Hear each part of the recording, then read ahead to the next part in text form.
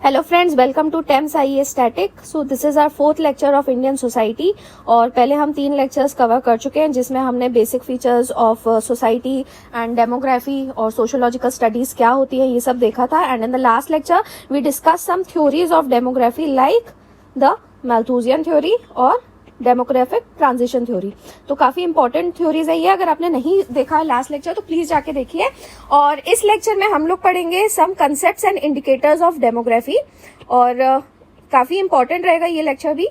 तो इसमें प्रोसीड करने से पहले आई रिक्वेस्ट कि आप में से जो लोग भी ये लेक्चर देख रहे हैं and you have been watching our series, तो आई रिक्वेस्ट यू कि प्लीज जाके पहले आप लाइक कर दीजिए एंड आपके जो भी फ्रेंड्स हैं आप उनके साथ में ये लेक्चर शेयर कर दीजिए। एंड अगर अभी तक आपने सब्सक्राइब नहीं किया है चैनल को then please subscribe to our channel. Okay, start करते हैं कंसेप्ट्स एंड इंडिकेटर्स से। तो ज्यादातर जो डेमोग्राफी के इंडिकेटर्स हैं वो रेट्स और रेशियोज के टर्म्स में रहते हैं, यानी कि इसमें 2 नंबर्स होते हैं किसी भी इंडिकेटर के लिए। 2 नंबर्स कौन से होते हैं? एक नंबर होता है जिसको स्टैटिस्टिकली कैलकुलेट किया जाता है, statistically calculated for a particular geographical और एडमिनिस्ट्रेटिव यूनिट। तो एक ज्योग्राफिकल एडमिनिस्ट्रेटिव यूनिट यानी एक पर्टिकुलर एरिया के लिए कहना चाहिए कैलकुलेट किया जाता है स्टैटिस्टिकली। और दूसरा जो नंबर होता है वो एक स्टैंडर्ड होता है जिससे हम जो अभी के कैलकुलेशंस है स्टैटिस्टिक्स है उसको कंपेयर करते हैं। So this standard is for comparison. ठीक है, तो इसके कुछ एग्जांपल्स अब हम लोग देख लेते हैं। For example birth rate. तो बर्थ रेट क्या होता है? It is the total number of live births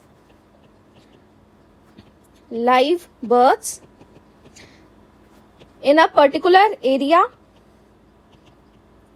and during a specified period of time।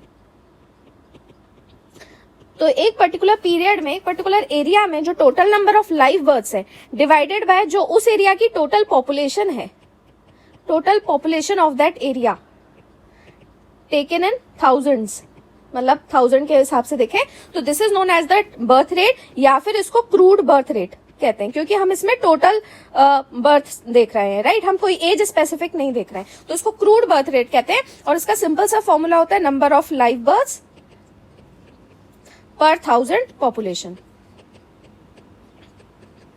ठीक है, तो इसी तरीके से डेथ रेट भी देख लेते हैं या फिर क्रूड डेथ रेट कह लीजिए।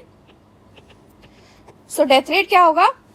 Number of deaths, same thing, in a given area at a particular time per 1000 population। तो ये हमको पता कैसे चलता है? ये देखो, ये स्टैटिस्टिकल नंबर है, नंबर ऑफ डेथ्स, और पॉपुलेशन जो है ये एक स्टैंडर्ड हो गया। तो नंबर ऑफ डेथ्स कैसे पता चलती है? जो भी वहां के लोग होते हैं वो रिपोर्ट करते हैं टू द अप्रोप्रिएट अथॉरिटीज, जैसे लोकल पुलिस स्टेशन हो गया वहां बताते हैं, या फिर प्राइमरी हेल्थ सेंटर्स होते हैं विलेजेस में, या फिर म्यूनिसिपल ऑफिसर्स जो होते हैं टाउन्स और सिटीज में, वहां पे आपको बताना होता है। ठीक है, तो वहां से हमको ये नंबर पता चलता है। Then another concept is, this was second, third is rate of natural increase। rate of natural increase इसी को कहते हैं growth rate of population। growth rate of population। तो सिंपली ये क्या होता है? It is the difference of birth rate and death rate। ठीक है, this is known as the growth rate of population और रेट ऑफ नेचुरल इंक्रीज। अब देखो, अगर रेट ऑफ नेचुरल इंक्रीज 0 हो जाए या फिर अगर बहुत लो हो, इसका मतलब क्या है कि पॉपुलेशन वहां की ग्रो नहीं कर रही है, तो इसको कहते हैं that the population has stabilized. ये वर्ड्स जरूर लिखिएगा, these are the keywords. The population has stabilized when the difference is very negligible और 0। और इसको एक और चीज कहते हैं, और the population has reached the replacement level. इसको हम ऑप्शनल के हिसाब से नहीं पढ़ रहे हैं। आप में से कई लोग जानते होंगे कि सोशियोलॉजी और ज्योग्राफी में ये कंसेप्ट्स हैं, तो उसमें आप प्रॉपर देखते हो कि ये सब लेवल्स क्या होती है, आप इसको काफी डेप्थ में देखते हो। हम यहाँ पे आपको केवल वो इंडिकेटर्स और वो रेट्स रेशियोज बता रहे हैं। ठीक है,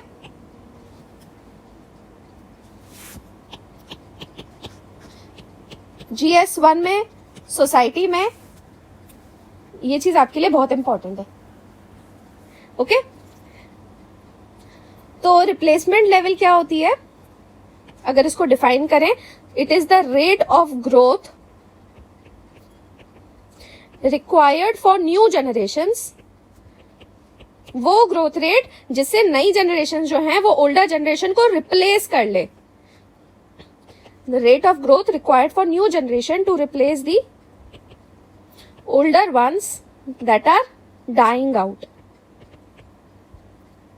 ठीक है, तो ये रिप्लेसमेंट लेवल आपका तब आ जाता है जब रेट ऑफ नेचुरल इंक्रीज आपका 0 या नेग्लिजिबल हो जाए। अगर मान लीजिए कि नेगेटिव ग्रोथ रेट है, इसका मतलब क्या है? नेगेटिव ग्रोथ रेट का मतलब है कि जो वहां के पॉपुलेशन की फर्टिलिटी लेवल है, जो रेट ऑफ रिप्रोडक्शन या ग्रोथ रेट है, वो the fertility levels they are much below the replacement levels, है ना। तो उतनी तेजी से नई जनरेशन ओल्डर जनरेशन को रिप्लेस नहीं कर पा रही है और वहां का फर्टिलिटी लेवल कम है। So this is true in, ये आपको कहां देखने के लिए मिलता है? ये ऑलरेडी कुछ कंट्रीज में है। So this is true in Japan, Russia, Italy and eastern Europe. ठीक है, ये आपकी ये फैक्ट जो है आपका एनसीईआरटी के हिसाब से ही है, तो इन कंट्रीज के नाम आप याद रख सकते हैं। ठीक है, अब मान लीजिए कि ग्रोथ रेट जो है वो बहुत ज्यादा हाई हो जाए, very high growth rate. So this happens कब होगा ज्यादा ग्रोथ रेट? आप बताइए खुद। जब पॉपुलेशन एक्सप्लोजन होगा, है ना। तो ये पॉपुलेशन एक्सप्लोजन हमने कब पढ़ा था? जब डेमोग्राफिक ट्रांजिशन हो रहा होता है। So the very high growth rate is specially during the demographic transition. I hope this concept is clear. तो ग्रोथ रेट आप समझ गए होंगे। आगे बढ़ते हैं। Next concept is fertility rate. Fertility rate क्या होता है? कितनी लाइव बर्थ्स हैं पर 1000 विमेन, लेकिन उन विमेन की चाइल्ड बियरिंग एज के दौरान कितनी लाइव बर्थ्स हैं, that is the fertility rate. It is the number of live births per 1000 women in child bearing age group. Child bearing age group, ये चाइल्ड बियरिंग एज ग्रुप कब से कब तक का माना जाता है? याद रखना 15 to 49 years. So this is like scientifically determined, ये चीज एवरेज इतनी मानी जाती है।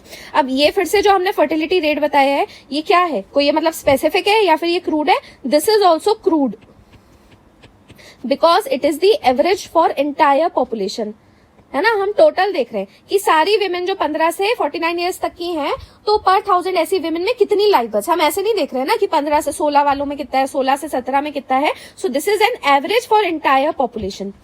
पर जो डेमोग्राफी है और जो डेमोग्राफर्स हैं, they also calculate age specific rate, तो वो एज स्पेसिफिक फर्टिलिटी रेट हो जाता है। सो उसमें क्या होता है, आप पर मतलब जैसे उन लोग स्लॉट्स लेते हैं, 5 ईयर्स का ले लिया, तो उस तरीके से इन लोग देते हैं, जैसे 15 to 19 ईयर्स वाले में, फिर 20 to 24 ईयर्स वाले में, इस तरीके से स्लॉट ले लेते हैं to calculate the age specific fertility rate. Okay, fertility rate से जुड़ा हुआ एक कंसेप्ट है total fertility rate. So total, अब देखो फर्टिलिटी रेट तो वो हो गया, हमने बोला कि इतने total number of live births हुए हैं। अब टोटल फर्टिलिटी रेट क्या होता है? ये थोड़ा हाइपोथेटिकल होता है कि मतलब एक जो वुमेन है उसकी रिप्रोडक्टिव एज में कितनी लाइव बर्थ्स हो सकती हैं, एक हाइपोथेटिकल थिंग। ठीक है, so the total number of live births, this is total fertility rate. Live births that a hypothetical woman would have, ठीक है, हम कह रहे हैं वुड हैव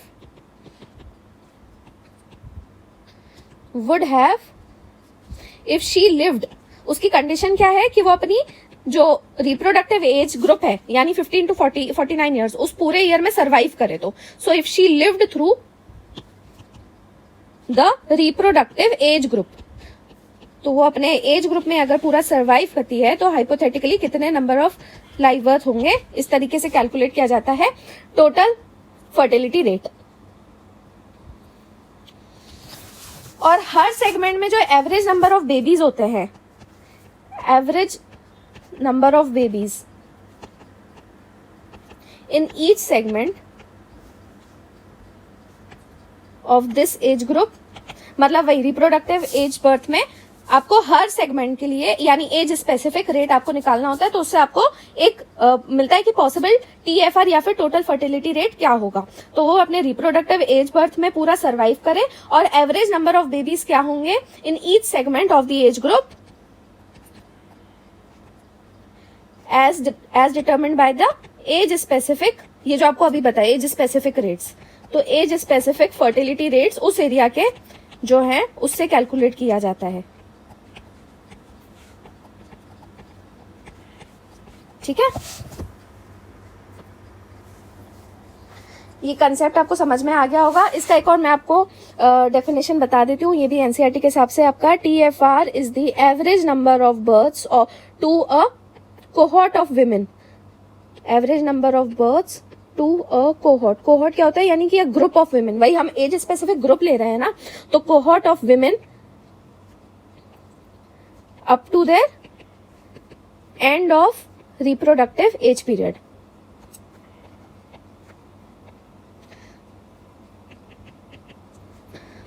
तो एज स्पेसिफिक भी हो गया और उसके पूरी रिप्रोडक्टिव एज के हमने देख लिया, नंबर ऑफ बर्थ्स। ठीक है, so this is TFR। Next concept is, I think this is 6th one. Okay, so next is infant mortality rate. Infant mortality rate या फिर IMR. This is the number of deaths of babies before the age of 1 year. कितने बच्चों की death हो गई infant mortality में, हम देखते हैं number of deaths of babies before the age of 1 year. Again, per 1000 the live birth. जितनी लाइव बर्थ हुई हैं उनमें से कितने बच्चे 1 साल से पहले उनकी डेथ हो गई, that is IMR. Next concept is maternal mortality rate, MMR. तो MMR क्या होता है, मैटरनल यानी वही मदर का देखेंगे, तो कितनी विमेन चाइल्ड बर्थ के दौरान उनकी डेथ हो गई, number of women who die in child birth, child birth के दौरान डेथ हो गई पर 1000 लाइव बर्थ्स।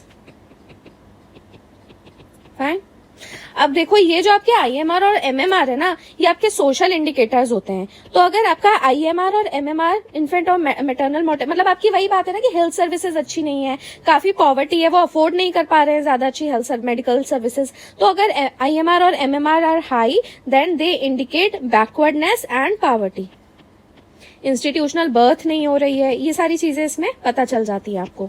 तो जैसे जैसे डेवलपमेंट बढ़ेगा तो उससे क्या होगा, बैकवर्डनेस कम होगी, मेडिकल फैसिलिटीज बढ़ेंगी, medical facilities would increase, education would increase, कि इंस्टीट्यूशनल बर्थ जरूरी है, किस तरीके से होनी चाहिए, क्या केयर होनी चाहिए मदर की, अवेयरनेस बढ़ेगी, prosperity would increase and therefore the IMR and MMR would decrease. Okay, next concept is life expectancy. Life expectancy क्या होती है, सिंपल कि एस्टिमेट होता है ये कि एक एवरेज पर्सन कितने साल सरवाइव करेगा, estimated number of years that an average person is expected to survive. तो ये कहां से पता चलेगा, वहां के पैटर्न से. वहां का पैटर्न कैसे पड़ेगा, वहां के डेथ रेट से. तो ये एज स्पेसिफिक जो डेथ रेट होते हैं उसके ऊपर डिपेंडेंट होता है कि किसी पर्टिकुलर एरिया, किसी स्टेट या किसी कंट्री में ज्यादातर डेथ जो है वो कितनी एज में हो जाती है, तो वहां से उस जगह की लाइफ एक्सपेक्टेंसी आपको पता चलती है.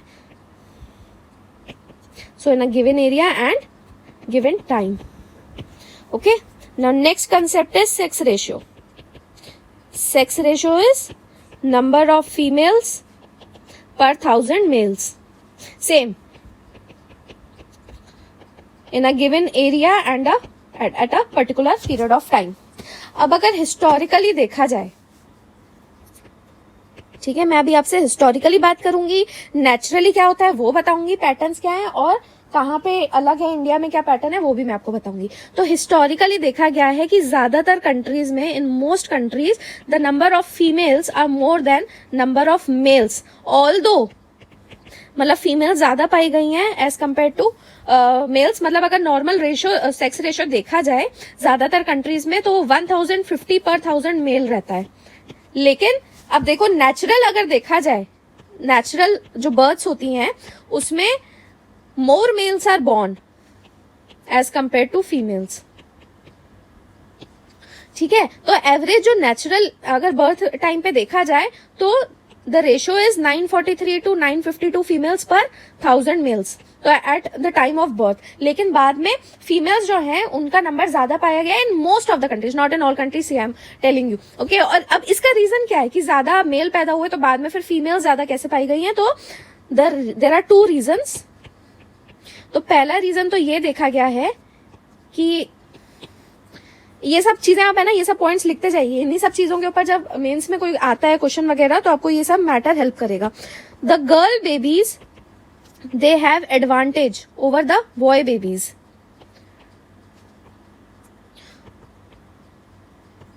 बर्थ के टाइम पे उनका रेजिस्टेंस जो होता है डिजीजेस के लिए वो ज्यादा होता है। तो girl babies have advantage over boys in terms of resistance to disease in infancy. तो पहला रीजन तो ये देखा गया है, इन्फेंसी के टाइम पे ज्यादा रेजिस्टेंट होता है। दूसरा रीजन ये देखा गया है दैट कि ओल्ड एज में भी जो विमेन होती हैं वो ज्यादा जीती हैं as compare to men. So women have tended to outlive men in most societies. इसलिए ज्यादातर सोसाइटीज में आप देखोगे जो बूढ़ी पॉपुलेशन होती है उसमें विमेन ज्यादा होती हैं। More older women are found in such societies than men. पर अब फिर से एक्सेप्शन कहा जाता है in countries like the sex ratio जहां पे डिक्लाइन हो रहा है। So in countries like China, South Korea, India, और भी कई सारी कंट्रीज हैं, लेकिन यहाँ पे ये डिक्लाइन काफी टाइम से देखा गया है। Why? Because of the social norms. तो ऐसी जगहों पे इन सोसाइटीज में ये पाया गया है that males are valued more than females. तो this leads to son preference and relative neglect of girl babies. तो ये तो आप हिस्ट्री वगैरह पढ़ो और एंशिएंट ये सारी चीजें आप सोसाइटी वगैरह पर तो आपको उसमें ये चीज देखने को मिल ही जाती है इंडियन सोसाइटी में भी कि इन्फेंटिसाइड कितना प्रेवलेंट रहा है।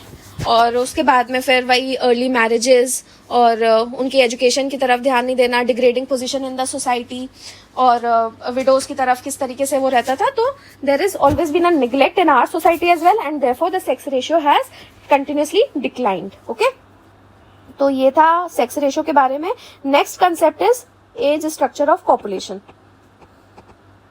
काफी इंपॉर्टेंट आपके कंसेप्ट्स इस लेक्चर में पूरे हो जाएंगे। तो एज स्ट्रक्चर क्या होता है पॉपुलेशन का? It is the proportion of persons अलग अलग एज ग्रुप में as compare to the total population. ठीक है, हर एज ग्रुप में कितने लोग आ रहे हैं वो आपको एज स्ट्रक्चर बताता है। इसमें मेल फीमेल का भी स्ट्रक्चर रहता है। So proportion of persons in different age groups relative to total population. अब क्या ये चेंज हो सकता है? हाँ, ये चेंज होता ही है। The age structure changes with development, development से चेंज होता है and also the average life expectancy. तो ऑब्वियस सी बात है वो भी किस पे डिपेंडेंट है? डेवलपमेंट पे डिपेंडेंट है। तो जैसे डेवलपमेंट होगा वही हमने देखा कि मोर्टेलिटी रेट जो है वो घट जाएंगे तो लाइफ एक्सपेक्टेंसी बढ़ जाएगी, है ना। तो proportion of people also changes. तो अब इसमें देखो पैटर्न क्या रहता है। इनिशियली किसी भी सोसाइटी में जो होती है स्टार्टिंग में सोसाइटी, जैसे हमने डेमोग्राफिक ट्रांजिशन थ्योरी में भी देखा था कि जो अर्ली सोसाइटी होती है वहां पे डेवलपमेंट कम होता है, डेथ रेट्स और बर्थ रेट्स बहुत हाई रहते हैं। So initially the medical facilities are poor, there is a high prevalence of diseases and all this leads to shorter lifespan. Then again there are high maternal mortality rates and infant mortality rates. But with development, अब development से क्या change आता है? The quality of life improves, therefore the life expectancy increases. So there is a change in age structure. How?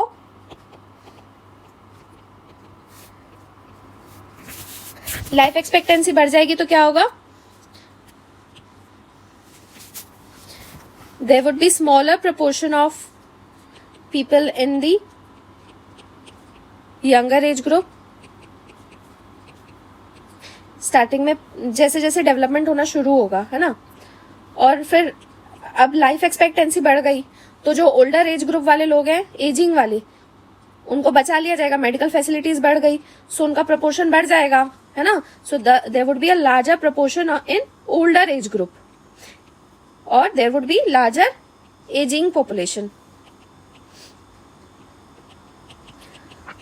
आगे जाके ये चीज और ज्यादा हो जाएगी कि ओल्डर एज ग्रुप में फिर बहुत ज्यादा लोग बढ़ जाएंगे. इसी से रिलेटेड एक कंसेप्ट है डिपेंडेंसी रेशियो. तो सीधी सी बात है, number of dependents upon the number of working age people. So it is the proportion of population of dependence. Dependent में कौन काउंट होते हैं? एक तो 15 साल से कम के लोग and more than 64 years of age, यानी कि the children who are too young to work and the elder who are too old to work. This population related to the population of working age group. तो इसमें कौन आ गए? Nearly 15 to 64 years की as वाले लोग. तो अब आप बताओ कि अगर डिपेंडेंसी रेशियो ज्यादा होगा, if there is an increasing dependency ratio, तो इज इट गुड और bad? Obviously it would be bad, so it is a cause of worry. Why? Because बहुत कम पॉपुलेशन जो है उसको बहुत ज्यादा पॉपुलेशन को संभालना पड़ेगा. Therefore it would be difficult. It would be difficult for smaller working population to carry the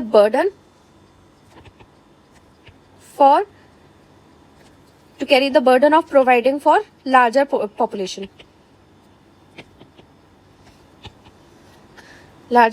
of dependents. तो फिर क्या अच्छी चीज है अगर डिपेंडेंसी रेशियो कम हो? So if there is a decreasing dependency ratio, इसमें क्या होगा कि सोर्स ऑफ इकोनॉमिक ग्रोथ बहुत ज्यादा रहेगा, तो प्रोस्पेरिटी ज्यादा रहेगी और डिपेंडेंस जो है वो कम रहेंगे, वर्किंग एज पॉपुलेशन ज्यादा रहेगी, है ना. So this thing is also known as the demographic dividend. Demographic dividend क्यों कहा जाता है? डिविडेंड क्या होता है? जब वही है कि कोई आप इक्विटी वगैरह लेते हो तो आपको उसका एक्स्ट्रा जब कुछ फायदा मिलता है, सो ये हमको डेमोग्राफी का एक एक्स्ट्रा फायदा मिलता है. That is the benefit. What is demographic dividend? It is the benefit flowing from changing age structure. तो क्या ये किसी सोसाइटी में हमेशा रह सकता है? नहीं. सो this is an important thing that demographic dividend for any society is temporary. क्योंकि आज मान लो कि अगर बहुत ज्यादा वर्किंग पॉपुलेशन है, तो ये भी तो देखो ना कि अब यंगर पॉपुलेशन कम आ रही है ना. मतलब हम बोलते हैं ना कि बर्थ रेट वगैरह भी कम हो जाता है, लोगों के अंदर बिहेवियरल चेंज आता है, तो यंग पॉपुलेशन अब कम आ रही है, अभी वर्किंग पॉपुलेशन ज्यादा है. अब ये जो इतना बड़ा प्रोपोर्शन है यहाँ पे, ठीक है, ये ऐसा है, अभी कम पॉपुलेशन है यंगर एज में और यहाँ पे बहुत ज्यादा पॉपुलेशन है और ओल्डर जो है वो अभी कम है. ठीक है, अब ये जो वर्किंग एज वाली पॉपुलेशन है, ये अब एज, इनकी भी एज बढ़ेगी, तो फिर they will grow into non working old people. तो फिर वही है कि कम पॉपुलेशन के ऊपर बहुत ज्यादा बर्डन आ जाएगा, है ना, ये ऐसा हो जाएगा. ठीक है, तो ये कुछ कंसेप्ट्स थे डेमोग्राफी रिलेटेड. आई होप आपको अच्छा लगा होगा. तो अगर अच्छा लगा है वीडियो तो प्लीज लाइक करें एंड शेयर करें. And that is all friends. Thanks for watching. Have a nice day.